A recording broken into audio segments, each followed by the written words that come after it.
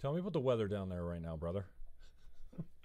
Well, we had a solid day of rain yesterday, which we don't get very much. Oh, really? About almost an inch of rain at my house in the last 24 hours. Wow. So broken clouds today, and we're supposed to have some on and off showers over the weekend, which for us Phoenixites, the first day of rain is wonderful. We walk around like domestic turkeys with our mouths gaping open, staring at the sky, going, "Isn't this wonderful?" Yeah. By the second day, we're a little depressed, and by the third day, we're suicidal. Byron Short is my guest. He's a broker in Phoenix, Arizona. Byron, thanks for your time. I appreciate it. I was first introduced to you through this, I think I saw it on LinkedIn, where you had an interview, and what grabbed my attention was something like 12% commission. So I was all over that. They were like, "You think 5 or 6% commission's bad? How about 12?" So good job on the headline writing. That was a little bit of a clickbait headline. Yeah, wasn't it? Definitely. So we had a little conversation. It was really informative for me there a couple of weeks ago as far as iBuyers go, what the market's like down there, what the influence of Canadians coming down. I really loved when you said, some of the Canadians, you got $1 million property and they're tossing in offers of 750, 800 and thinking, well, it's a good place to start. That's not how you work down there. And I was really surprised to hear that your listing to sale ratio is 90 plus, almost 95% down there. So tell us a little bit about you, how long you've been doing stuff, what your market is, and how the market is down there in Phoenix, Arizona. It's market down here is good. I've been I consider myself new in real estate for about a month and a half. I'll be 10 years in the business, and new. I think it's harder for me to pretend to be new at that point. Okay. I've been running my own brokerage for 7 years, and the market here this fall, we took a little step back, which is our normal market anyway. Okay. A little slow spot in the fall to kind of recompact the pricing and make sure everybody's happy. And then on January 1, the bell rings and it's off like a shot again as all the snowbirds come into town. We have 3 seasons here in Phoenix as far as real estate goes, 3 real estate seasons. We have the snowbird season, January through April. Okay. We have the local season, just like most parts of the country do, which is, I would say, May through August. Okay. And then we have the loft season, September through December, when we kind of are looking, is the market going to do something? It usually stays flat. Sometimes it declines a little in the fall. And it's kind of that compression time to make sure that all the gains we had in the summer and in the spring are really going to hold up. Right. Now, what's your average? What are you selling down there? Mostly residential, or are you in commercial as well? Mostly residential, 95% or so out of my office, probably 96 or 97% residential. Okay. Yeah. And what do you? We talked about this a little bit more, but my passion up here, especially, is the downward pressure on commission rates. What's your? You can't say I guess you can say the most common rate. You can't say the market rate, but because I guess that's anti-competitive. Sure. I don't know. So you have to watch your language when you're talking about commissions, and obviously we're not making deals in groups where we're not going to accept, or exclude people, or we got discount commissions all over the place, owner-assisted commissions. So I don't think that should be a worry. It was here in Canada for some time. I think that's gone now. So what are you looking at for an average rate of commission down there for listings? I think that everybody wants to think that 6% is still the most common listing rate. And I think probably if we look at the settlement statements that are coming in, where for the first time we get to see both sides. Oh, really? On a settlement statement, we will see the seller's commission as well as the buyer's commission. Okay. And so on the settlement statements, we're seeing 6% is still probably the most common. Okay. But we're seeing a lot of the times that the listing agent is discounting his side. Okay. It's not uncommon to see the listing agent wind up taking 2.5 or 2 and still pay the buy side 3%. I think agents here have understood that you're putting your seller at a disadvantage if you offer only 2% or 2.5% to the buyer broker. Yeah, and in fact, as that downward pressure continues, and we do begin to see some more 2.5s and 2s out there, I instruct my staff on the proper way within the Code of Ethics to get that commission negotiated before you show the home. And it has to be done before you show the home. Mm-hmm. And it should be done signed by your buyer. If you have a buyer-broker agreement signed that says that they're going to pay you 3% for your work, then it's a pretty simple thing. Before you show the home, to call the listing agent and say, I think my folks are really going to like your house. I'd really like to include it, but they've signed a buyer broker agreement with me. And if they buy your house, they're going to be 0.5% short or 1% short. And that means they're going to have to write an additional check to me. So before I decide whether we want to show your house or not, I thought I'd give you a chance to see if you'd like to make your house more competitive. Right now, what seems to is common up, maybe not common, but there's some agents up here in my market that are actually taking 5 or 6% and offering 2 to the selling broker, saying, "Hey, we're doing all the work as the listing agent." Well, I don't know how that's all the work, and discounting the selling broker commission. I'm not sure that they're having a conversation with their sellers about that. Is this something that you find is common in your area, and is that something that you would get on board with if you had an agent in your office that said, "Yeah, I'm doing all the work, I'm doing all the marketing, I'm gonna split it so the listing end gets more of the commission than the selling end"?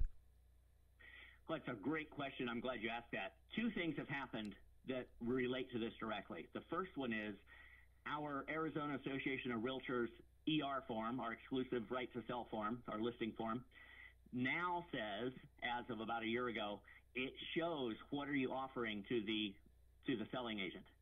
And so the seller agrees up front that, yeah, we're going to pay 6%, let's say, and only 2.5% goes to the buyer's agent, and I'm keeping 3.5%. The seller would see that up front and agrees to it in writing. So, and I'm going to tell you, the seller's probably not going to agree to that in writing. Well, sellers are pretty savvy about that. Yeah, I'm just more concerned with somebody that's not savvy and doesn't have an idea what the selling broker split is, and just I'm not saying this happens all the time, but if it is happening, it's something that certainly would concern me as far as discounting the selling broker or the buyer broker commission without having a conversation with the seller of how it could financially negatively impact them. Their bottom line. Yeah, we will certainly never be able to know for sure all the things that are said outside of the contract, but distilling the writing to where at least that seller has to sign off on what it says in the contract. All we can do, the best we can do sometimes. Byron, sure. That the practitioner has described it to them. That what are the benefits of having this 3% paid out versus 2% paid out to the other side. Right. Okay. So this isn't something that you're finding is an issue in your market very much. Not that much, but because most of the time it's done the other way. Most of our agents understand we're going to pay 3. Certainly my agents understand this. We're going to pay 3 to the other side so that we're as competitive as we can be in the market. And if there has to be a discount, it'll come from my side. But I mentioned there were 2 things. The second of those things is that my broker policy manual has a section in it about this. Is we don't allow our agents to list the property where they pay the other agent less. Right. Approval first. So in other words, if you want to discount, if you want to take a 5% listing or a 4% listing, if you want to make it even 2 and 2 or 2.5 and 2.5, that's okay. They can do that, but you're not allowed to make it 3% to the lister and 2% to the buyer. That's against our policy manual. Oh, okay. I got you. The reason is because ultimately that decision was made. I don't think that the listing agent should be negotiating the buyer's agent's commission. So sometimes we kind of have to do it in order to get the listing to go at all. We have that person who will only do it on 4%. So then maybe you need to make 2 and 2. But in my office, it's more common to see it the other way, that we're going to take the best care we can of that seller. And to do that, we're going to offer that property out at 3%. If we need to take our side at only 1% to do that, there must be some reason we're doing it. Right. Because no is an answer too. No is a complete sentence. Yeah.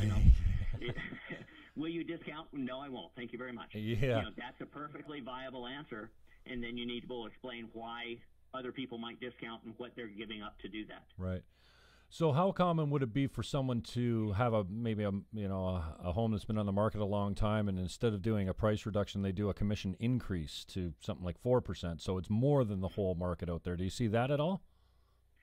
Rarely. You see it occasionally, and you see it in the higher luxury markets. Oh, really? $500,000 and $1 million markets, you'll see that little ploy. Really? It generally doesn't work. And I'll tell you the other thing, too, is that luxury agents are more apt to tell their buyer, hey, they're trying to pay 4%. If we happen to land this deal, I'll rebate you 1%. Oh, that's a great point. I'm glad you brought that up because, I mean, I use 4% to selling brokers on almost everything I list up here, but I think our market might be a little bit different, and I want to talk about this as we go here. The idea that at least in Canada, well, we have a contract for a price and a commission. So if I bring you that price, you got to pay that commission. There's no doubt about it. There's taxes on it. There's a holdover clause. He equals she, singular equals multiple, that kind of stuff. So the contracts are all the same. But the vendor in Canada or the seller, very often when it comes down to it, will say, well, I'll take X, which is much different than the listing price of Y, if you guys take W. So what do you think? And I've coached my agents or my sellers and the agents I talk to that, listen, we're going to put 4% on the selling broker. If you get something close to full price, you're going to have to pay more than anyone's paying in the market. It'll be worth it to you because, sometimes it's way above what they expect to get as far as a net goes. And down the road, if you drop significantly, if you take $10,000 or $20,000 less, then that's the time you have leverage. Before you take less, is to say to the agents, well, I'll take less, but I don't want to pay the bonus. But that's not how it works down in the States, I guess. Well, in fact, that's against the code of ethics. That wow. We can't actually once we've made the agreement, once it's in MLS and there's the offer to compensate, and then somebody has shown your property and then you're working an offer, that listing agent can't. It would be a violation of the code of ethics to say, hey, how about you discount your commission? That's not the way it's supposed to happen at all. Now, the buyer broker could say, I know you're advertising 3 on this or you're advertising 4 on this. Why don't you let me, I'll send you a private letter saying that I'll accept 2.5 instead if you'll accept my client's offer. That's perfectly okay because the buyer broker can go ahead and cut his commission or offer to cut his commission.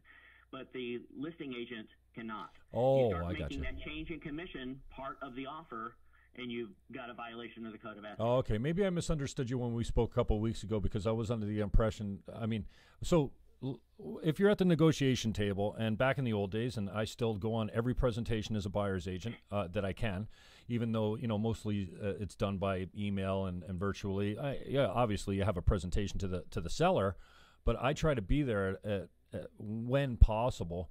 So if you're sitting with the buyer's agent and the listing agent and the seller says, hey, I'll accept this offer if you guys work for this, that's okay, right? The seller can say it because the seller is not a member of our code of ethics. Got it.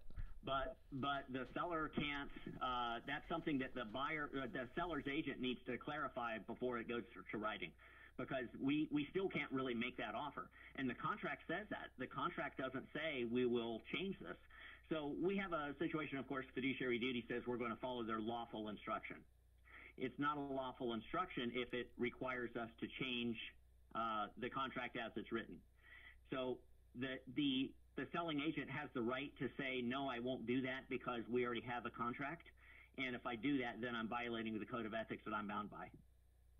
Got it. So that's where the rubber meets the road. We really do want to follow, the code of ethics has evolved over, 100 years now, into something that's pretty good. And sometimes it seems pretty arcane to people, even to agents, when we see the code of ethics telling people that you can't negotiate commissions this certain way. They can still be negotiated in other ways. Right, I got you. Okay. We have agents in Arizona that think that it's illegal to negotiate the commission on the contract. It's not illegal. It's just that it's really dangerous and it runs up hard against the code of ethics. You have to be sure that you've done this the right way. Right. If ever you do a commercial transaction in Arizona and probably in most of the country, the commissions are part of that negotiation right up front. Right. They don't have a code of ethics that calls that out, that you can't do it that way. Okay. So we've kind of, through the National Association of Realtors and through 100 years of history of morphing this thing around, we've reached a homeostatic state where commissions work this way and really work best when we stick to that. So now we have some of these new business models coming in that have these new ways of doing commissions, and it flies in the face of the code of ethics, except it doesn't quite because they do it correctly. But what it really does is that we wind up with 1% or flat rate commissions. There are some of the companies now, Purple Bricks is one, where you can pay upfront pay a fee up front and not have to pay any commission on the back. But guess what? If it doesn't sell, you've already paid your fee. And are you finding the same as we've got Purple Bricks up here now as well? They just took over Comfrey, I think it was before, and they had deep pockets, and I'm sure Purple Bricks is backed up well there. Are you finding the same as us up here? Is 85% of these so-called private listings that now have MLS exposure are sold by agents anyway? I mean, 85% of the buyers are coming from agents that represent buyers and are expecting to get paid. Yeah, it's absolutely true. When you look at, I think the statistics for sale by owners are kind of the same as that lots of people can try FSBO, but all of those FSBO attempts almost always wind up getting listed with a realtor before they get sold. So the market is still dominated by MLSs and by members of the realtor associations. So your stats would be the same as about ours then, because, I mean, maybe we just came out of one of the hottest markets in North America, especially in Niagara here. And we've, back before that hot market started, 85%, as a general rule, 85% of FSBOs failed and ended up listing, which means they spent money they didn't need to up front because they didn't get a sale out of it. And then out of the sales that were successful, if you want to call it that way, privately, 85% of those sales were done by agents. Is that is similar to what you experienced down in the States? Yeah, I think you're right on it. Now, I haven't seen that stat lately. I don't recall it. I Right. don't have it right at my fingertips, but it's always been just like what you said. Those numbers are consistent year to year. Right. And currently, you know, with all of the hoopla about, there's all these people that want to, oh gosh, what's their favorite word? They're going to not disturb the market. They're going to, the word they use all the time cracks me up. They think that we're a market that needs disruption. There we go. There's the word. They're going to disrupt our market because our market needs disruption. And their evidence of that is that, oh my gosh, you know, you pay a real estate agent on a $6,000 or a $6,000 commission on a $200,000 house, $6,000 to each side. That's a lot of money. Clearly, this market needs disruption. But what they haven't figured out yet is that the vast majority of what we do is pro bono. So I tell my agents and I tell my clients too that imagine that we're Starbucks, and the way we're going to work is somebody comes up the drive-through and we say your coffee's free. Next person we say your coffee's free. Next person your coffee's free. Somewhere down the line is this guy number 9 or 10, and we go your coffee is $75. The fact is, we serve that coffee, and we need to make $75 on those 10 cups of coffee, or whatever it is these days. I think Starbucks might be $7.50 a cup. So we need to make that $75 on all of that coffee. Right. But in our world, most of what we do, most of the clients we work with don't in fact finish and go all the way through a sale. So a lot of the work we do, the majority of the work we do, is pro bono, whether we wanted it to be or not. Interesting. And what are your average, I mean, you're a broker down there as well. Sorry, what's the name of your brokerage again, Byron? It's Success Property Brokers. Right, and you're the broker there, the principal broker, so you see all the trades that come through, and I think you're, based on our conversation a couple of weeks ago, I think you're pretty much up on the stats. So what's your average end worth percentage-wise down there? I would say when I'm doing my planning for the year, I use 2.75%. Wow. And that turns out to be pretty close. Wow. Good. Yeah, we're in that ballpark. This year and over the last year or so, we are getting down to where we may start looking at 2.6 or so as an average. So we do see downward pressure, but it's not moving very quickly.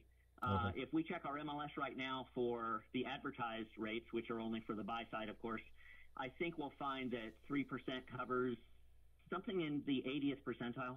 I'm sure we're in the 80s. We could be approaching 90% that are covered by 3% commissions. All right. And so when we talk about ends, that's just for, you know, if a listing side or a selling side, not a total commission as far as a listing goes then. Correct. Yeah, correct. Just Awesome. the one side. Awesome. The listing sides right now, I would say, are probably running lower than the buyer sides in Right. our market. We do see, when I look at the settlement statements coming through, again, something like 80% are 3%ers on the buy side, but I would say that the 3%ers on the sell side are around 50%. Okay, so With a lot lot of them being 2% after that. So you would subscribe to the theory that it's not going to hurt your seller if I give you a discount on my end, the listing end, if you're a friend or a repeat client, or you just want to do a favor for someone, or it comes down to buying a listing or just getting it from a loyalty standpoint. So that doesn't put your seller at a disadvantage, but as soon as you discount the selling broker, the buyer broker, it could, and most often probably does. Yeah, and this is an interesting thing, Jim, because if we look at the Code of Ethics and we look at fiduciary duty, the first thing that you think is that buyer broker should not care or even notice what they're paying. That if he should treat it equally. If this is a perfect house for them that only pays 2%, that's still better than the almost perfect house that pays 3%. But in fact, there is this other factor, and this other factor comes into the fact that the agent needs to make a living. If the agent is smart, he's using a buyer-broker agreement to secure his commission rate. He uses that buyer-broker agreement, and he has the buyer sign off that they will pay him a 3% commission, or whatever's in MLS if it happens to be higher, which in our case is very rare. So the 3% commission is what's being committed to. And then, as I mentioned earlier, then you can use that properly. There is a way to use it correctly. Call the listing agent and say, would you be willing to make your house more competitive by making it pay 3% so that my buyer doesn't have to come out of pocket for commissions if he chooses your house? And that line of reasoning seems to work pretty well, especially if it's a situation where there really was a 6% total commission and the listing agent was thinking he was going to keep 4 and pay out 2. And there are some of those agents trying to do that. So you'll be able to move that very quickly. Also, if you have a good reputation in your market, if people know you, and you call the other agent and say, hey, listen, I'm setting up a showing day, but I've got my buyer on a buyer-broker agreement. Your house is going to cost my client out-of-pocket money to make up the commission. Would you like to fix that? We've seen many cases where, with that strong reputation, they know that you're probably bringing a good buyer. If that house has been on the market a little bit, they're very happy to make sure they get the house sold. Got it. And, well, that's a very interesting take. I appreciate that. So what is your duty if, by chance, you've got a 2.5% or 3%, let's say a 3% buyer-broker contract, and you end up getting paid more from the vendor? Then what happens to the excess? Do you have to declare that? Or is it automatically a kickback to the buyer, or how does that work? No, the buyer-broker agreement, and this is the Arizona Association of Realtors buyer-broker agreement. I don't know that it's the same in all states. But in our state, the way Arizona has written it is it says it's blank percent or whatever is shown in MLS, whichever is higher. Oh, I got you. So that's not an issue then. So you do swallow up the extra if they're paying a little 1% bonus, or if you have a relationship with that builder. In many cases, if you've done multiple homes with a home builder, they'll pay 4% to you. Okay. So those types of things, yes, you're free to collect those. But it does give you the power to put a hard stop on the lower payment. And remember, this is not against your fiduciary duty, because what you've done up front, before you entered into fiduciary duty, before you entered into this relationship with that buyer, you signed a buyer-broker agreement saying, I'm going to represent you and these are the rules. Is that okay with you? And they said yes. And those rules said, I work for 3%. Mm-hmm. So they agreed to that. So you're not breaching fiduciary duty at all to call out that listing that's at 2.5% and say, hey, folks, how about, would you like to make your home as competitive as the other homes on our showing list? Got it. Interesting. So I appreciate your time, Byron. And I'd like to talk a little bit about the iBuyer, because I virtually know nothing about it. It was kind of well explained in the article where I was introduced to you. I'm not sure that it's all that common in Canada, but as usual, it comes from the States first. So give us a little 101 or an iBuyer for dummies. Okay, sure. So the iBuyers hit the scene really a couple years ago with the term iBuyer. Prior to that, we can go back 100 years ago, I think, roughly 100 years ago, we had the guys from the We Buy Ugly Houses franchise. And those guys were teaching you how to go out, buy houses from distressed owners, buy them, flip them, sell them for profit. The iBuyers are essentially the new version of that. The first iBuyer here in our market that really got traction was Open Door. It's actually a local company.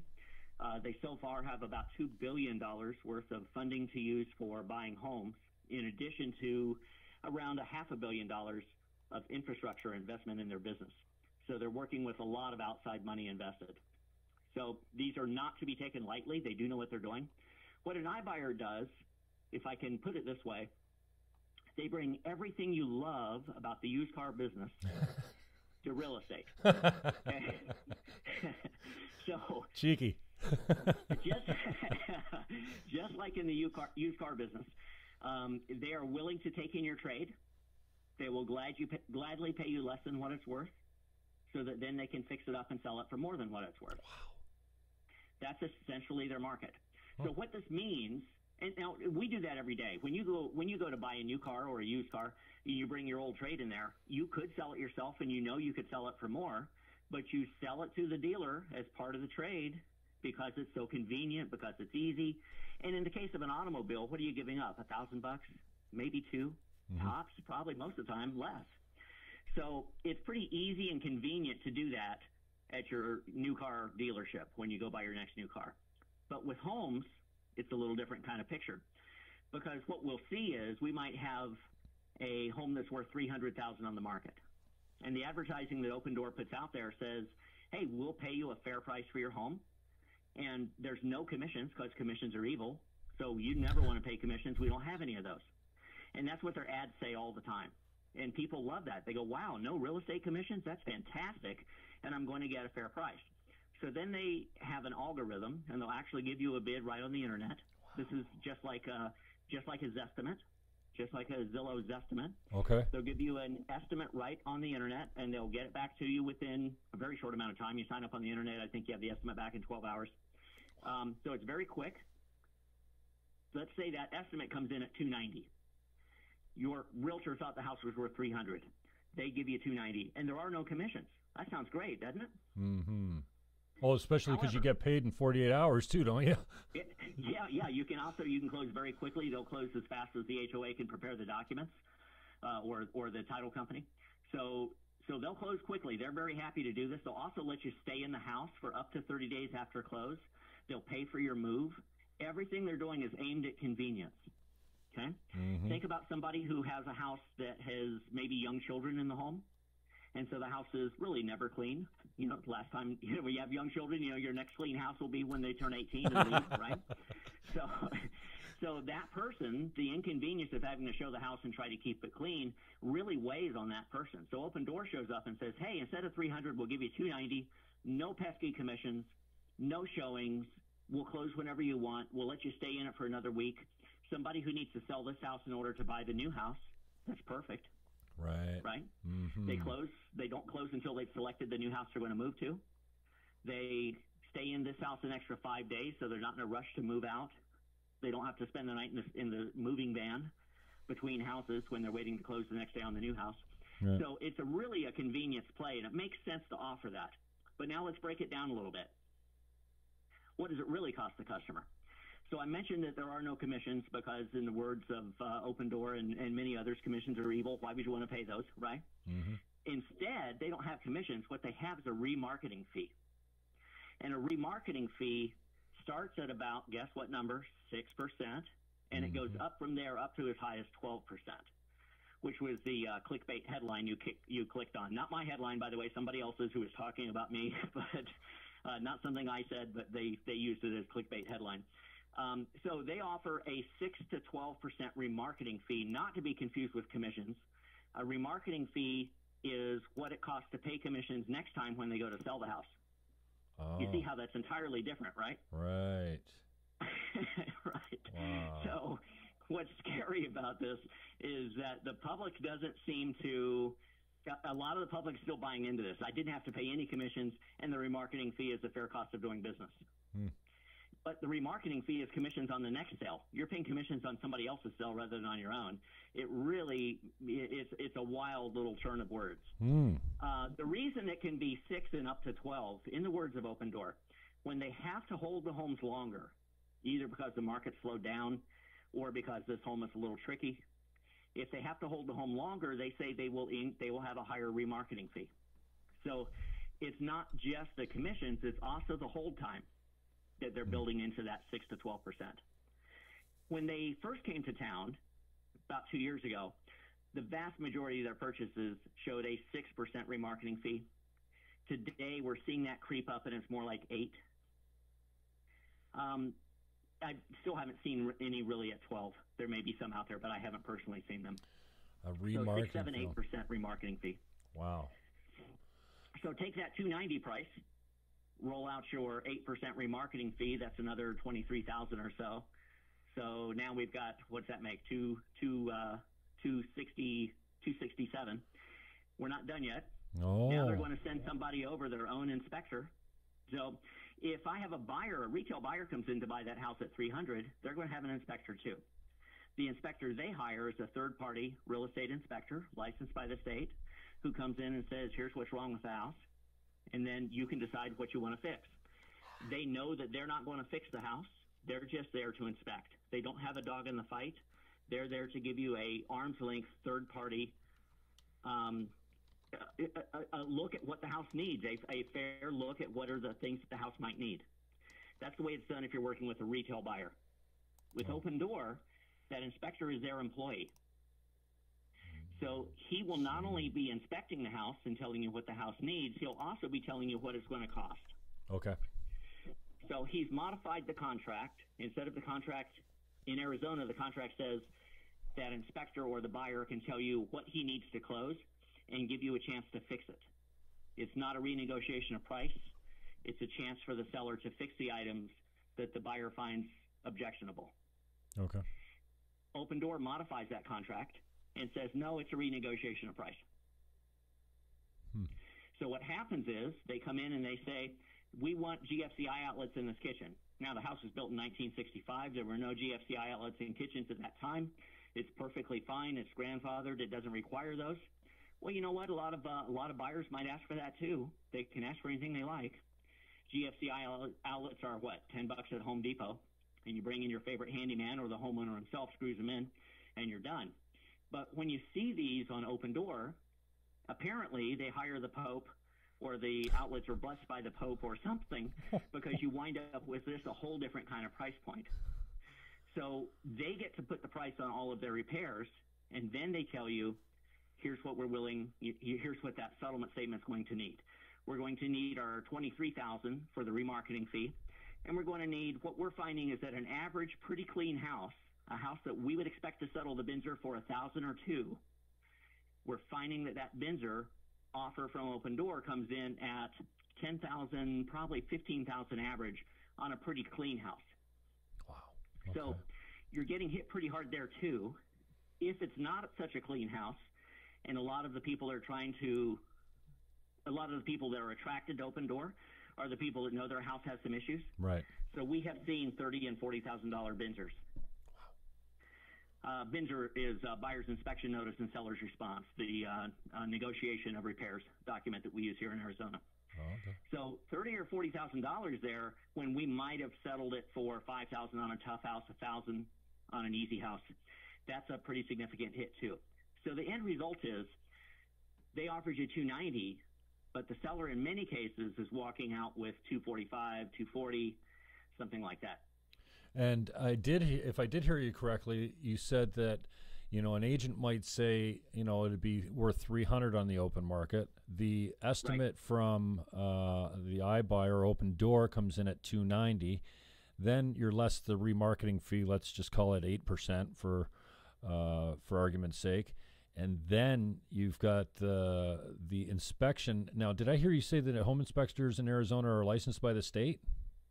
Yes, and they don't have to be. You can hang your shingle out as a non-licensed inspector, but most of the inspectors that realtors are using are in fact licensed. Okay, we don't have that here. We don't have I don't think any standards. I mean, you might be able to belong to a council or something like that, but I don't think they're regulated at all here. You just put out your shingle and you're good to go. So that's probably a plus for your market down there. It sounds like you guys are maybe not over-regulated, but regulated enough for, to stop, guys from just taking advantage of people all the time. Yeah, I would agree. I really think that Judy Lowe, our commissioner, does a great job. Our real estate commissioner does a great job of finding that proper balance of making sure that we're serving the public well, making sure that there are no rogue agents out there that are doing bad things. She's really good at yanking those folks by the tail, and keeping everybody playing clean. So, I mean, I've always thought Judy Lowe is just probably the best commissioner we could ever have for her ability to find that balance. Well, I think you probably know that you're very lucky to have that, because you've been in the business long enough to know that your peers around the country probably are not so close with their governing bodies and the heads of that state. Yeah, I think you're right about that. And we have one thing is that Judy's in the real estate in the realtor world constantly. You can probably find her speaking. I'm sure she speaks at least once a week. So if you want to go meet her and find out her take on something, or just meet her personally and sort of see how she really is, she's the real deal. She understands the market. She's open to these new concepts. She's not exclusionary, but she has she definitely prefers that everybody play on a level playing field. Yeah, well, I'm pleased to hear that, because it seems like our market our regulating body has tended to favor the discount, the FSBO concept, and let them get away with much more than anybody that's regulated as a realtor could get away with. And I mean, I'm crying out loud, 15 or 20 years ago, I had a meeting within my own organization here, the Niagara Association of Realtors, about how to use 4% to selling broker to potentially put more money in your pocket. And my executive came and brought me a cease and desist, because they said I wasn't protected if any charges came, and two, it could be seen having that many realtors in a room talking about commissions as anti-competitive. So, I mean, I went on with it, but I went on with half the numbers than I had, because, many of the brokers were saying, hey, you don't want to get caught at this meeting. It could be anti-competitive. So are you finding that go ahead. Yeah, no, I think that topic, you're right on it, Jim. I think that Sherman antitrust laws in the U.S., don't know what the equivalent is in Canada, but the Sherman antitrust law is the one that we have to be careful of. And the Federal Trade Commission has been hot on this topic for years, trying to find a way to pierce the broker community and say that we're all in cahoots for the same commission. We're really not. In fact, we see all these competitive models coming in and all these people trying these other plans. But as you've said on some of your other shows that you've recorded, they come in, they stir up the market with this low commission, and they go bankrupt. Mm-hmm. And they do because, back to my Starbucks example, when that 10th car comes around, you can't charge them $15 for everybody else's coffee. You really do. This is what it takes to run a competitive business in real estate, is it takes those types of commissions. We're 100% brokerage, so we operate on a very thin margin. We'll bring in $500,000 of commissions in a month. If all goes well on my thin margin, being 100% broker, I wind up keeping 5,000 of it or so at the end of the month. I'm operating on a grocery store level 1% kind of margin. If I have any unusual expenses, never mind that 1%, it's gone. Right. So when we look at how real estate works these days, the public thinks, they see that number on their closing statement and they think, wow, I paid out $20,000 commissions. Those guys have the life, Yeah. They don't realize that it takes many months and in many cases years to nurture that buyer or to nurture that seller and to, in fact, land that commission. And in fact, in Arizona right now, the average realtor in Arizona is making like $35,000 a year. You can do that well at McDonald's. You repeat after me. Would you like fries with that? There you go. You just got a raise. Wow. That's shocking to hear. Now, these are all full-time professionals? No, certainly not. Okay. No. If we go with the full-time professionals, we do have a different number. Okay. But it's very telling that over half of our market are not full-time. And that's one of the issues that occurs. So we have right now about 33,000, I believe, agents in our MLS. Okay. This is the Armless Arizona Region MLS. That's a big predominantly board. The Phoenix market. Right. Big board. Yeah, big board. 35,000, 33,000 agents, somewhere in there. If we take a look at that agent, if it's 33,000, the median agent is that guy at number 16,500. Right. We had a big year last year. That guy sold 2 houses. Wow. Yeah. Well, that's how about I know right. It was a big year. If we go back a few years ago, that guy sold 1, and during the crash, that guy sold 0. Right. And everyone underneath him sold 0 too. That's right. That's right. Exactly. Mm-hmm. Exactly. So what's happening is in around the world, or around the United States, I don't know about the world, around the United States, we hear numbers like the average agent sells 10. I think it's probably closer to 6. In our board, the average is around 3. Okay. The reason the average is that is largely because we have twice as many agents as we should have. So NAR says based on the number of realtors. We're back to, I believe, 1.1 or 1.2 million realtors nationwide now. Compared that into 360 million Americans. We're working with, I think the exact math worked out to be 304 civilians for every real estate agent in the country. Right. In Arizona, it's 154 civilians for every agent. So we have twice the number of agents we should have, and that results in half the commissions that we should have. And the 80-20 rule still applies? I'm looking for the distribution, Absolutely. the name of the distribution. It's escaping I can't even say it. So yeah, your top 20% are doing 80% of the business, and probably more like 10 and 90.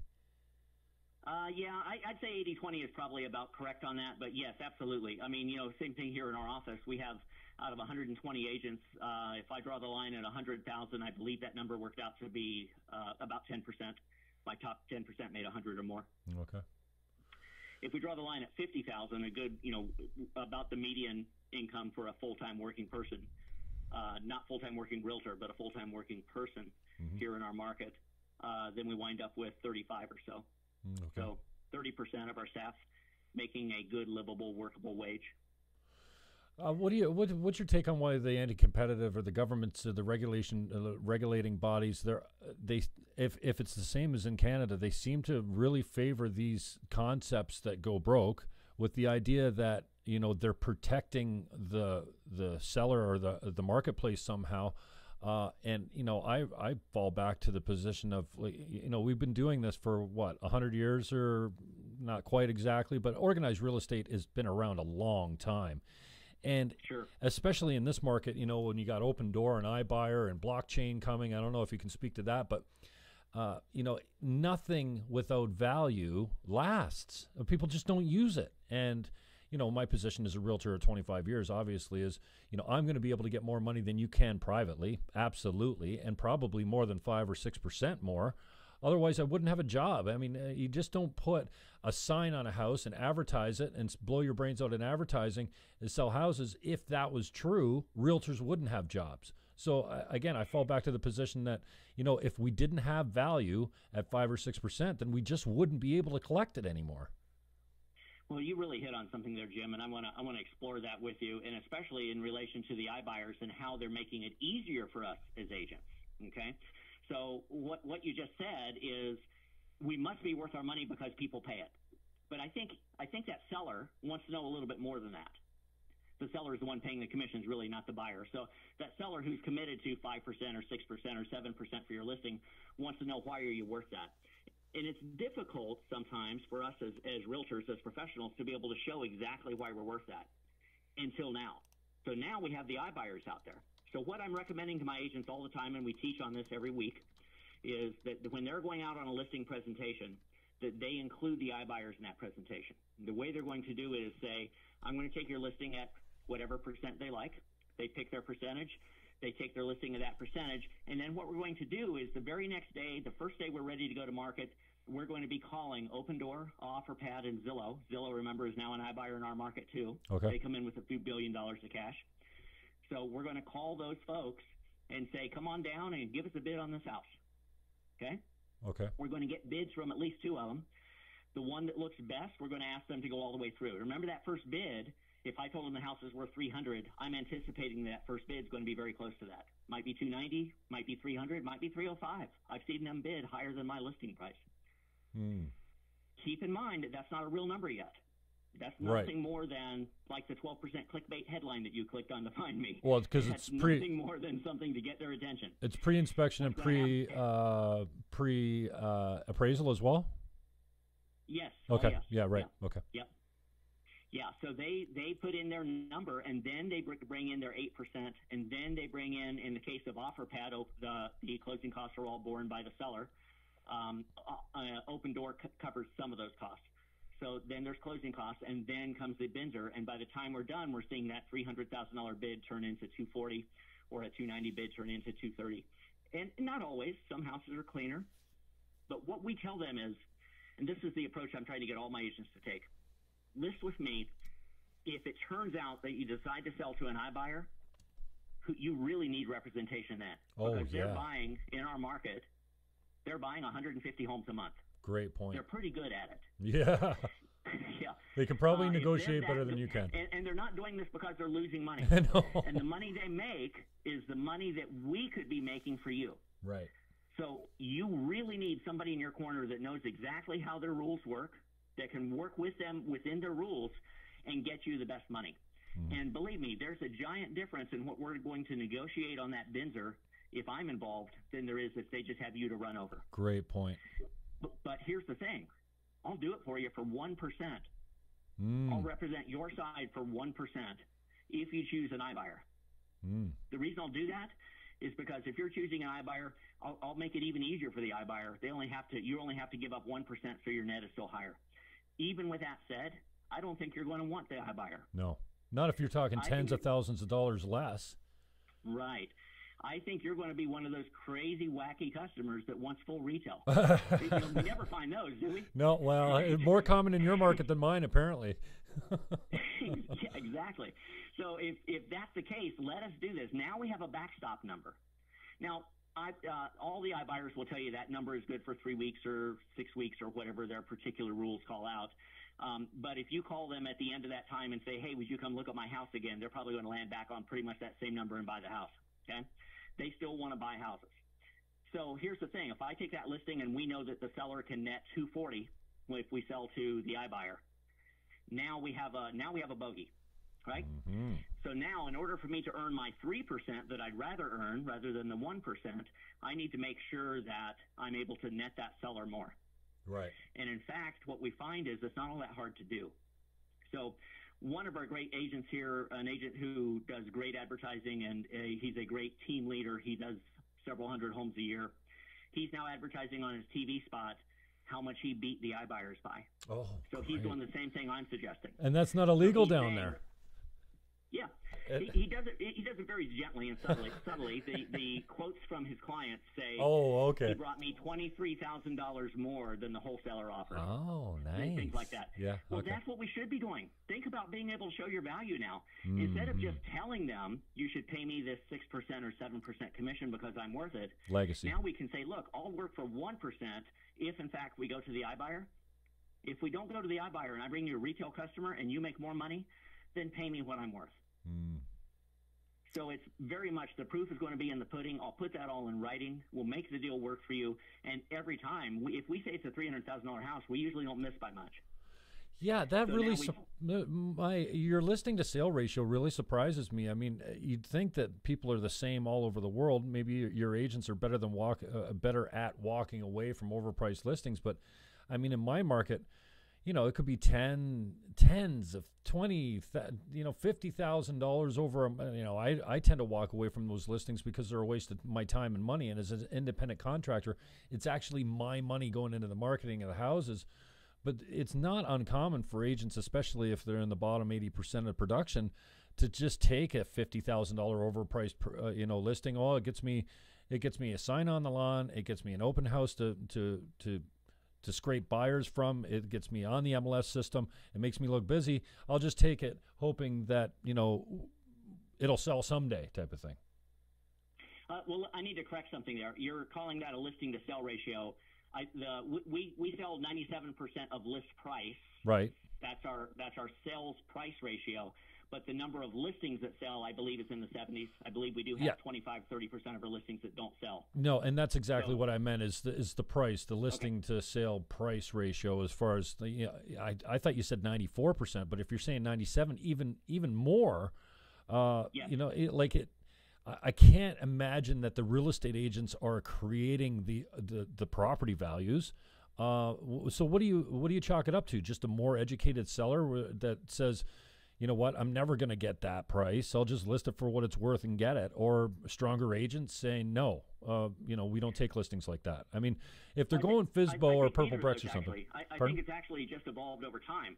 That our market, because it is a big, robust market, it becomes something where we can pretty well, especially if you're dealing with tract homes, especially if you're dealing with cookie cutters in a neighborhood, you can predict pretty darn close what that house is going to bring. If you're dealing with a big wheeling custom out on a lot of land, it's much harder to guess that number. Right. But remember that the initial list price, if the initial list price is a little bit high here, And you talked about at the beginning of this call about the Canadians that come in and want to make a $750 offer on $1 million house, and they don't understand that they're not even going to get a reply. In our market, there will be no reply. There will be no counteroffer. They'll just assume that the person is uneducated and let them go get educated and come back and try again. Wow. So what happens in our market is through the years it's evolved to a point that because it is going to sell within 3% typically or within 4% of list price, 96, 97% is the most common ratio month by month. Wow. Because that's the case, we typically see agents and buyers just walking around the homes that are overpriced. They don't even bother looking at them. Oh, okay. Because there are plenty others that are priced right. Wow. That's amazing. And it's an unforgiving market. If that $300,000 house is priced at $330,000, it's not going to get a single showing. Really? Price it at $310,000, and now you'll probably get showings. You'll get an offer, and we'll get it sold. So even $20,000 on a $300,000 price point could be the difference between no showings and being sold in a week. That's correct. That's fascinating. Correct. And if the listing agent and the seller perceive that $300,000 price was right, and somebody offers $280,000, $20,000 below, I would tell you you're 50-50 on whether you're going to get a reply at all. Based on the listing agent saying just don't even bother with it? Yeah, they feel like they're too far apart. 20,000, that's like insurmountable. Now, not my agents. I'm telling my agents always get a sign back. Counter. Yes, always. Just don't be offended. They can offer $200,000 on my $300,000 house. I like to counter back at $299. Yeah, perfectly fine. And then at some point we stay still until they start moving. I had one case where the counteroffer came in. We actually had the buyer, who I think was Canadian, that made a crazy low offer, something like $130,000 on a 170 condo. that our buyer came up $5,000 per counteroffer, and the final selling price was within $5,000 of retail. Wow. It was eight counteroffers to bring them up until we finally got them back to where they needed to be. Wow. The seller's agent, to their credit, just held their ground and very calmly replied back with a counteroffer with the exact same price every time. And finally, the whole deal came together at $5,000 below the list price. So our market may be peculiar in that way. It's evolved that way. We still have people from the Midwest. It's not just Canadians. People from the Midwest or from the East Coast that come in and want to, shoot a warning shot over the bow, 100,000 below list, and we'll tell them it's probably not going to work, and we try to educate them about the way our market works. It's much closer to the actual sales price. Now, do you have any situations where you find the buyers paying the broker directly and taking the selling broker, the buyer broker commission out of the price of the listing? I mean, it seems like a natural progression. I mean, even though the buyers aren't used to paying commission, it seems kind of almost, I mean, you have an agency agreement under the listing agent. The buyer agent actually works for the buyer, but it's getting paid by the seller. In other words, the more money he gets, the seller, the more money he gets as a buyer's agent. It seemed a little bit of a conflict. I just thought that it would have evolved more organically by now to a point of buyers being just used to paying the commission, maybe getting the price off the house, even though, I mean, I guess that's difficult in some cases where the buyers don't have the cash on hand. That's a lot of cash that comes out of their down payment. Well, there's that. And then the other issue is, I think you almost came across the answer there. If I tell you as a buyer that your seller's going to pay the commission for you, so don't worry about it, you'll probably not worry about it. But if I tell you as a buyer that when we're all done, you need to write me a check for commission, that's a whole different thing. It's just like if you have health insurance. I probably shouldn't say this to a Canadian. This is not a fair comparison. But if we have health insurance here and my deductible is covered for the year and I can go in and have that procedure done and it costs $5,000, I'm happy. Doesn't matter if it's worth $5,000 or not. But if we're still having to pay for it myself, I'm inside my deductible, I'm probably going to argue about that $5,000 and see why is it so high? Can't we make that $1,000? It's totally different if it's your own money that you're writing the check for. In this case, we're dealing with the seller paying the commission. They're perfectly happy to see us make 3%. If they're writing that check, it'd be a different fight.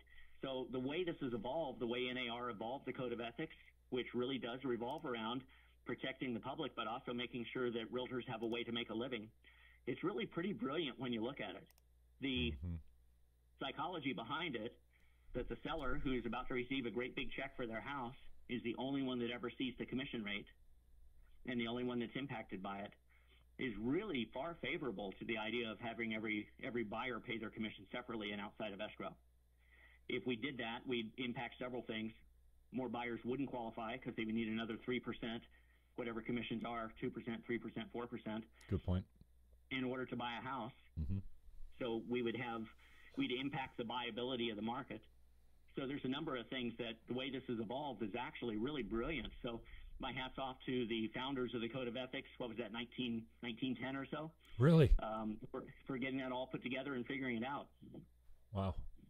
Yeah, it's a long time for organized real estate, and it's been so many hacks at it taken all over the continent, I think, as far as trying to disrupt or break this so-called monopoly, whether it be MLS information or, collusion on prices or any competitive nature. I mean, I don't buy into any of those arguments, but it's, the structure's been around for, a long time, almost 100 years. So what do you look at as far as, the future trends?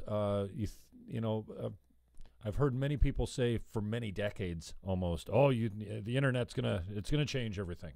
Agents aren't gonna.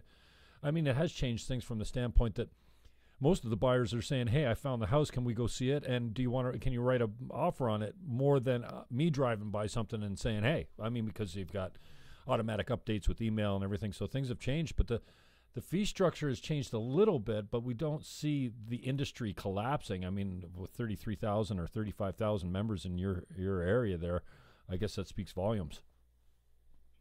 Yeah, for sure. And NAR is, in fact, reapproaching the old high water mark, which was right before the real estate crash.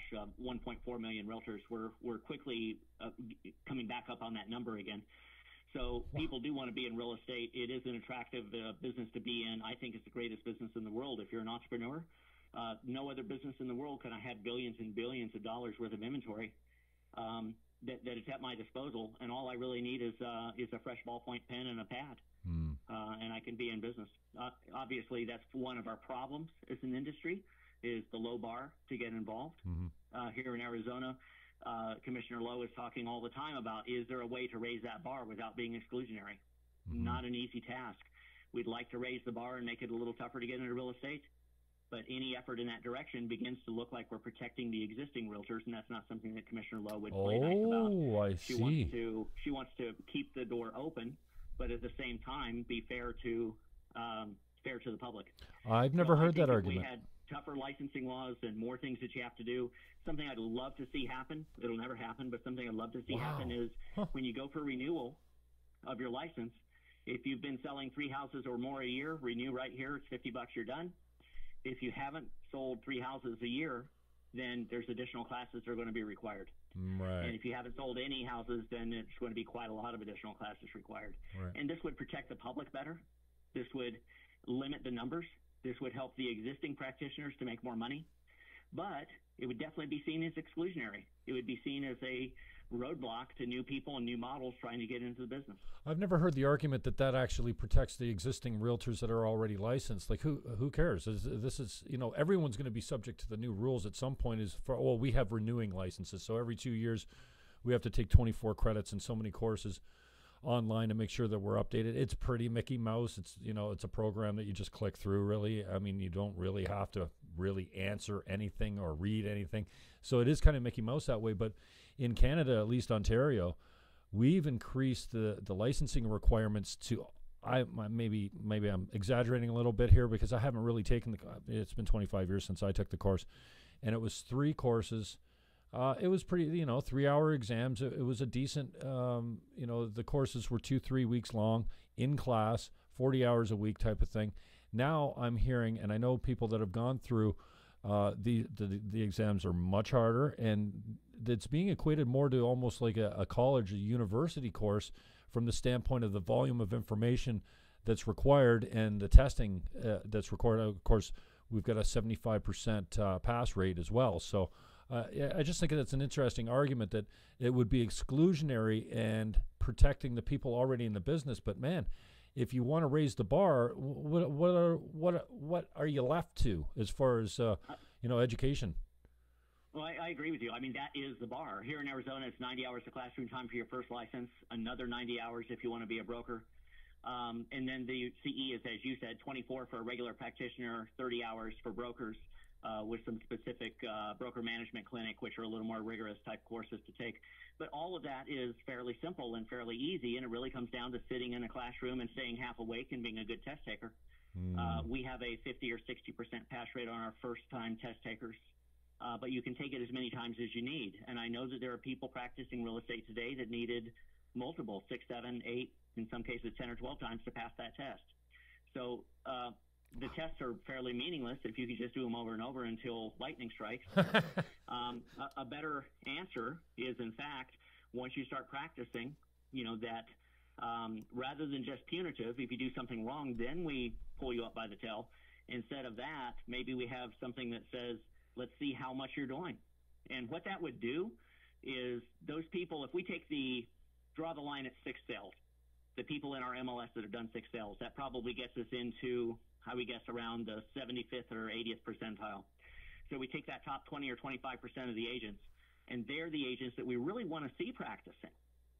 I don't mean to be exclusionary, but the people that are selling 6 homes a year or more have a good idea what they're doing. The people that are selling 1 or 2 homes a year, at least they know a little bit about what they're doing. The person who has a license who sold a home 2 years ago is absolutely dangerous. Right. And I see it as a designated broker, where I'm having to review their paperwork, and in many cases having to call them and say, hey, let's talk about the way you wrote this contract. Interesting.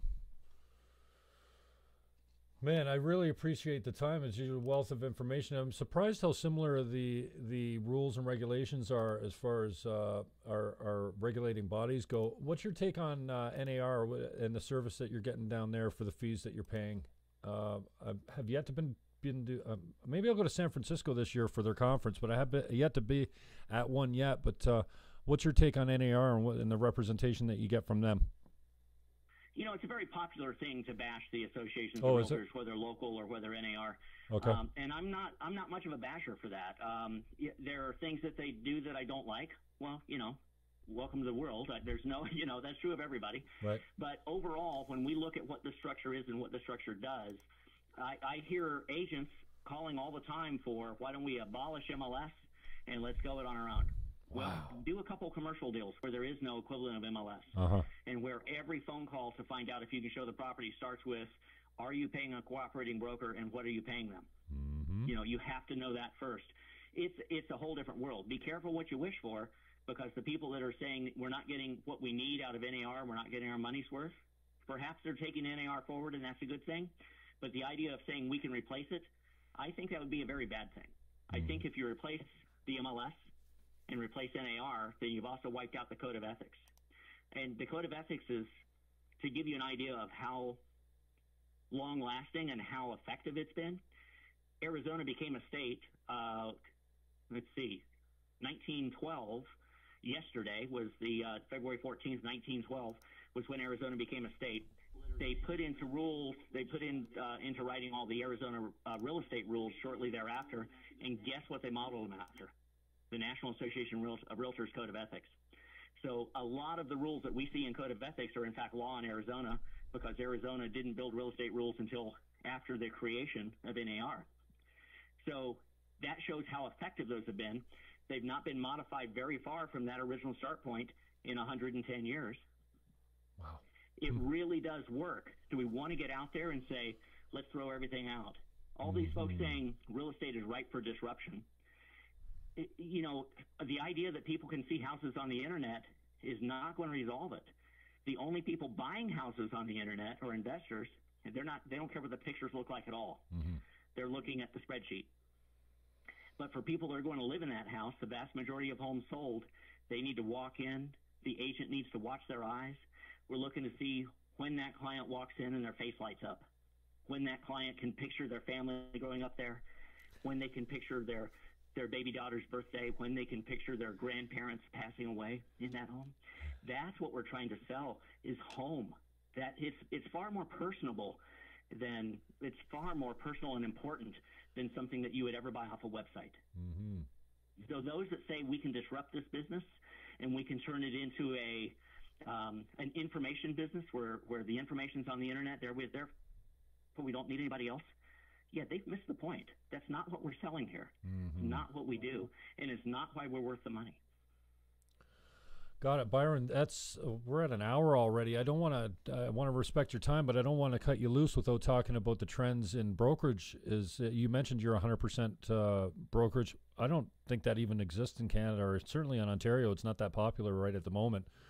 But as usual, things come from the south and the west and the states where the bigger markets are. So, what do you see trending as far as some of these? We talked about Compass. We talked about some of these agencies that are looking at the book of business that is a traditional real estate brokerage as something that is valuable and maybe financeable. I don't know. I mean, an insurance agent can sell their book of business. A realtor has never. I mean, it's very difficult in Canada to do that. So what's your take on the trends for brokers and what might be we might see coming in the future?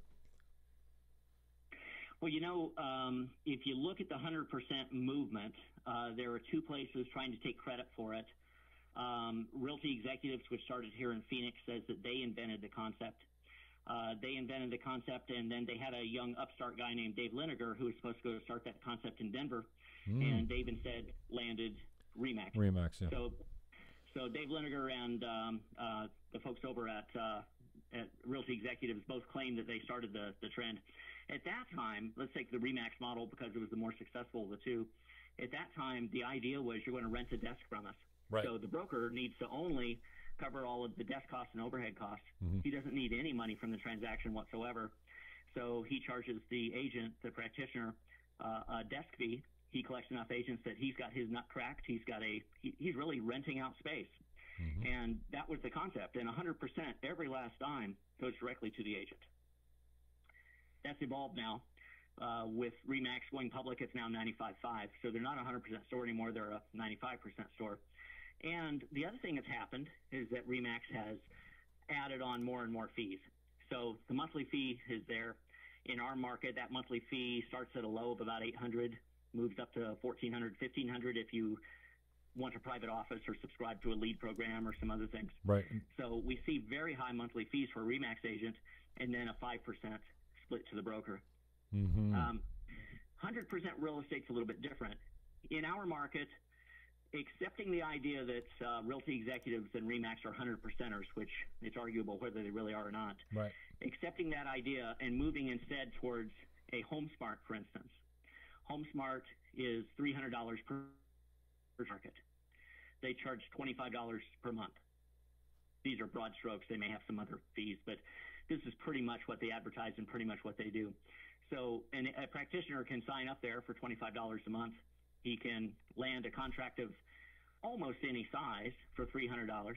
They do have some limitations on your first big deal of the year, but basically $300 a transaction, and that's all they pay. So how do they stay in business? Well, in the case of HomeSmart, they have 6,000 agents. Okay. 6,000 agents under a single designated broker. They have multiple locations, of course, but even 6,000 agents paying $25 each, $150,000 a month covers a lot of overhead. So that's what they're working with. Competing against them are about 1 million, not an exact count, about 1 million other 100% brokers in our market. Everything from small brokers, self-employed brokers, people that have 3, 4, 5 agents, medium-sized brokers like myself at 120, and then the large brokers that have 1,000 plus. Right now in the Phoenix market, something on the order of 70, 75% of the agents working in Phoenix will tell you they're on a 100% plan. That 100% plan means different things to different people. So does 100% work? Yep, you bet. Who does it work for? It works for the agent. Does it work for the broker? Now, there's an interesting question. So remember what I said before about in our company, we bring in $500,000 a month in commissions, and there's only $5,000 left after we pay overhead. And by the way, our overhead, we own the buildings. We are neat and clean. We're about as clean as you could ever be to run a company of this size. And that's what it takes for us to be able to operate on that 1% profit rate. It's very, very tight business. So when you start looking at how 100% business is going to work, it's not easy. So I think currently in our market, and we are probably ahead of the rest of the country in this, I know of no other market in the country with that percentage of 100% offices, 100% practitioners. So we are now starting to see pushback. We're starting to see the agents that are going, hey, I'll pay a split if you'll take care of some things for me and give me a few more services. So it's starting to make some sense. The idea when you go to some of these big 100% shops is, yeah, they charge me nothing, but that's fair because I'm getting nothing. What we're trying to do in our market with my brokerage is we have an art department inside. We have lots and lots of documents. We have meetings, 2 or 3 meetings a week of training meetings and different programs you can attend. So we're trying to provide a service to the agent that matches what a Coldwell Banker or Russell Sotheby's would have, or any of these big major franchises, something equal to a Berkshire Hathaway. We're trying to provide that level of service. We're just trying to do it for less. So the way to do that is we have to be lean and mean in our finances. We have to be smart about what we pay the agents, what we give the agents for free. And then the agents have to be willing to understand, yeah, they're going to have to buy their own yard signs. So, for instance, at a Sotheby's franchise here in town, the yard signs are paid for by the broker. Well, would you rather have an 80-20 split plus a 7% royalty fee, or would you rather receive, like we do, 100% minus my fee on a house is 0.001 times the sales price. So if you sell a $200,000 house, it's $200. If you sell a $500,000 house, it's $500. You keep the rest. So my fee it works out to be about a 3% split if you're getting a 3% listing, right? 3 1/3% split. So would you rather have a 3 1/3% that you pay me, or 20% that you pay Sotheby's plus the 7% royalty? If I buy you signs, will you pay me that 27%? I'd be happy to do it. Yeah. And so what we just did is we're seeing agents that are saying, I don't want to pay a monthly fee, right, whether it's $25 or whether it's $100. I don't want to be billed anything. So we've started offering that now. We have a no monthly fee plan, and then we go to a traditional split for that client. But we're doing that traditional split at 9%. Wow. No franchise fee, nothing else. I did all the math, and I can work on that traditional split, 9% and no monthly fee. Interesting. Yep. So that's giving our agents a choice. And currently, as they vote with their wallets, we currently are 50-50. Half my agents are on no monthly fee, and that is predominantly the agents that are going to do 5 or less units a year. Right. Half of my agents are on monthly fees, and that's predominantly those that do 5 or more per year. And my average, by the way, in our brokerage, we average right at 6 sale sides per agent per year. So we are averaging about twice what the market average is here. And how many agents you carry? 120. Wow. And how many offices? 3 locations, 2 that are primary offices, and then we have a little walking mall location that's good for walk-in traffic. Oh, like 2 a kiosk? primary locations for agents, though. Yeah. Okay, nice. Private offices or bullpens? No private offices, and really bullpens are kind of a thing of the past too. So what we have are there's what we call mini conference rooms. Every office has between 1 and 3 mini conference rooms. So you can show up and there's a TV on the wall and a computer, and you have enough room in there to plop down on a nice granite desk, you and your client, and look at contracts and write deals. Wow. And those rooms are 8 foot by 8 foot. Oh, really? Closed rooms that is very easy to bring a client into and sit down and do your work. 8 by 8. Holy cow. Oh, that's awesome. Yeah. Oh, that's what it takes to get the deal done. It works. Yeah, I think they might be 9 by 9. They're tiny little rooms. Yeah. They're easy to use. They're fully equipped, and that's really all an agent needs. So, we started looking at how many agents are doing their work at Starbucks and how many agents are doing their work at home and how many are doing it in the office.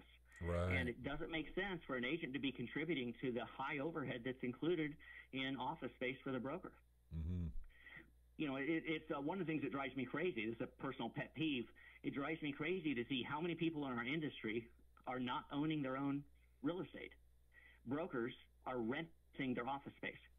Why would you do that if you're in real estate? And yet we see it all the time. So Sotheby's franchise here in our area just dropped one lease, ended one lease, and went into a new lease. Do you think the rent went down or up? I'm just going to take a wild guess and say it went up. Mm-hmm. And I'm going to take a wild guess and say it goes up every year on an escalator. Right. Just like it normally does in commercial. Mm-hmm. I bought my buildings. I think it makes sense to do that. We bought the buildings. We bought one of the buildings in the crash, the other one last year or 2 years ago. It makes sense to do that, build it the way you want, and know that we've locked in the rent. Mm-hmm. But if you don't believe in real estate, I suppose you rent. No, yeah, I guess so. It does seem a little hypocritical. How about this? The idea of these boutique shops getting scooped up here and there. Yeah, that's back to Compass again. So there are some companies out there, and Compass is a great example of that pushback I was talking about. People pushing back on the 100% saying, I want more services. So Compass, very well-funded private company, East Coast company. I believe they started in New York, in fact. Out there picking up cool little boutique offices, especially high-end luxury home boutiques. Okay. Picking those up and paying very good money for them to the owners, paying signing bonuses to the agents that they're bringing on. Very cool approach to real estate. Absolutely flies in the face of 100%. Totally the opposite. They're going to buy a lot of things for that agent. They're going to basically pay for everything for the agent. Splits are, of course, very high in order to cover that cost. I think it's great to see that movement as well. What's a split look like in that concept? Well, we don't have any of those here yet, okay. And I think that Compass would probably find it hard to come into our market. I'm sure they'll probably get here sooner or later. They're probably working on it as we speak. But our market, where we have this predominance of 100% shops, it's harder to come in and say, hey, we have this great plan, let's go 50-50. That's unusual in our market. Yeah, I mean, I'm fascinated by that concept too, because I think there could be a market for, maybe you got health benefits, you've got car allowance, you've got a computer, you've got all this kind of stuff, but hey, we take half your check, but you don't have to pay anything up front, including a monthly fee. Well, and who's doing that now is Redfin, publicly held, so they have the funds to put some things together. They've been in business a long time trying to perfect this. Redfin has I think they're really number 3 for the number of unique visitors they have on their website. Really?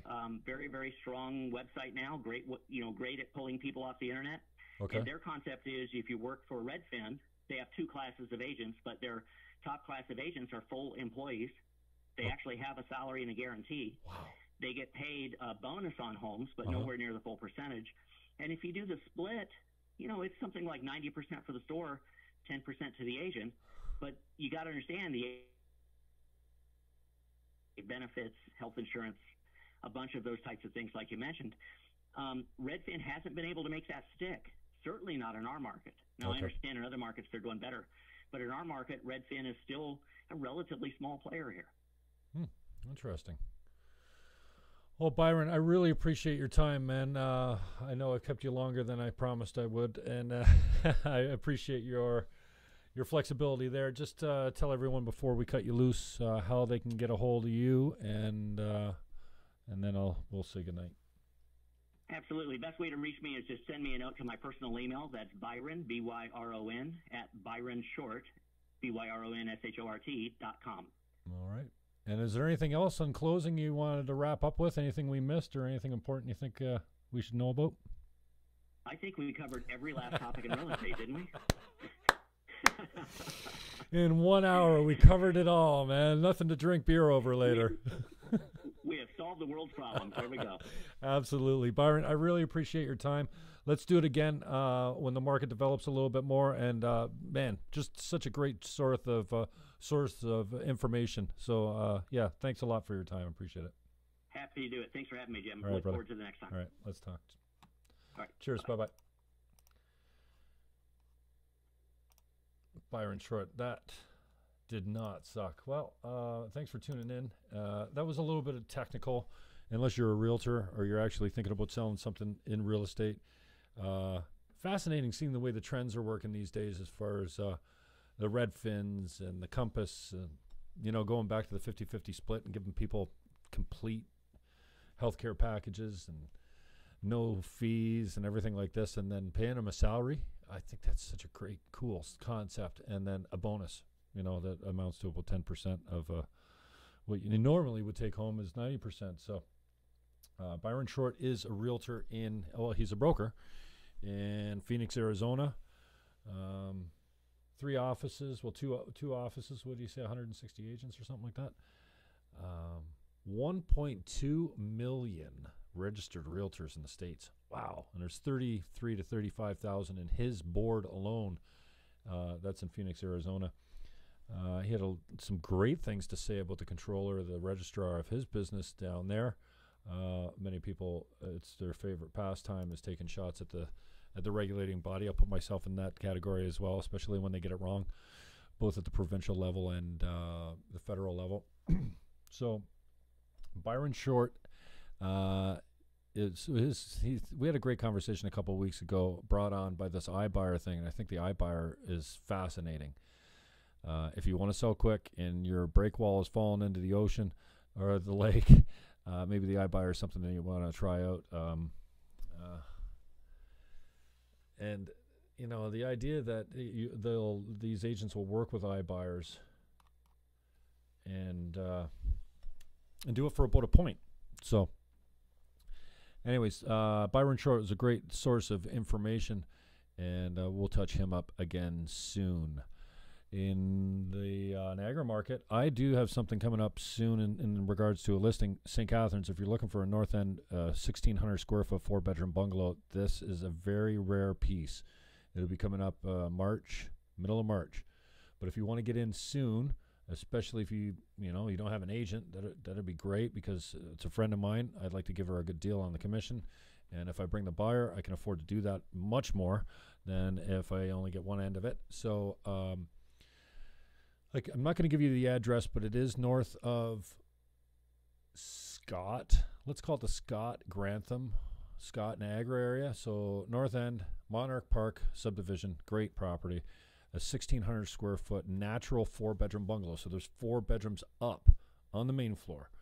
And the bungalow's a great functional style where you can walk straight out, straight into the house with a couple steps and straight out to the backyard with a couple steps. Not this, bi-level style or, walking out of a walkout of the basement. So 1,600 square foot, 4-bedroom bungalow, bath and a half, garage and a half, backs onto a church, a big park-like setting. It's got a nice yard on it. It's deeply back from the street. It's probably, it is a little dated, but in absolutely phenomenal shape. I mean, there's nothing to do on this thing. It's one of my best friend's widows, and she's one of my best friends as well. But going way back, she's got an opportunity, and this is a good time to sell for her. So it's going to be around 500-ish. I haven't nailed down an exact price, but it's going to be close to 500. Again, 1,600 square foot, natural 4-bedroom bungalow. It's a really cool layout. You haven't seen a layout like this, but functional from the standpoint that it backs onto like the living room and the kitchen kind of are in the back of the house, and it backs onto the end of the park in a really nice yard. So 905-934-1110, 905-934-1110. You can call or text that number, or you can send email to realestate@teamniagara.ca. Yes, we're still selling houses. I need to sell some more. This will be a good little listing, though. And if you're looking to sell your place, we'd be honored to interview for the job and be one of the 3 realtors that you have in. And I can promise you one thing: I can give you some tips that none of the other realtors will give you when they come in. I know that for sure. I've been doing this 25 years. And we've got a couple unique features, unique strategies and tactics that actually work. And if they don't work, it's not going to cost you any money. So realestate@teamniagara.ca or 905-934-1110 for that new listing that's coming up if you want to jump on board. Get in line for a really good property at a decent price, 500-ish. And thanks for the people that tune in. A lot of realtors jumped on today, so that's good. I'll say hello and goodbye to all of you, and we'll talk soon. Actually, I think I'm going to have Greg Vesna coming up soon. We're going to talk some politics. It's 1:43 on a beautiful Friday afternoon. Peace out. Thanks again for watching.